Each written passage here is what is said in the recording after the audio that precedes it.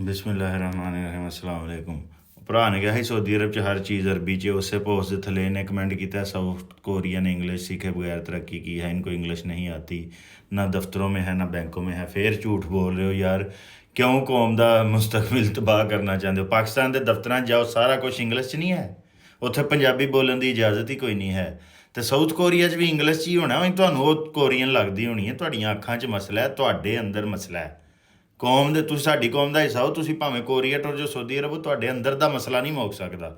ਉਹ ਜਿਹੜੀ ਤੁਹਾਨੂੰ ਅਰਬੀ ਨਜ਼ਰ ਹੁੰਦੀ ਹੈ ਜਾਂ ਕੋਰੀਅਨ ਨਜ਼ਰ ਹੁੰਦੀ ਹੈ, ਉਹ ਬੁਨਿਆਦੀ ਤੌਰ 'ਤੇ ਇੰਗਲਿਸ਼ ਹੁੰਦੀ ਹੈ। ਉਹ ਜਿਹੜਾ ਤੁਸੀਂ ਅਰਬੀ 'ਚ ਕੰਪਿਊਟਰ ਕਹਿ ਰਹੇ ਹੋ, ਹਰ ਸ਼ਾਇਦ ਦਫ਼ਤਰੀ ਕੰਮ, ਸਾਡੇ ਸਾਰਾ ਕੁਛ ਇੰਗਲਿਸ਼ 'ਚ। ਅਸੀਂ ਜਿਹੜਾ ਪੰਜਾਬੀ ਬੋਲਣ 'ਤੇ ਪਾਬੰਦੀ ਲਾਈ ਹੈ, ਮੌਕਰੀ ਹੈ ਕਿ ਕੋਰੀਆ ਨੇ ਨਹੀਂ ਸੀ ਲਾਣੀ, ਸਊਦੀ ਅਰਬ ਨੇ ਨਹੀਂ ਸੀ ਲਾਣੀ।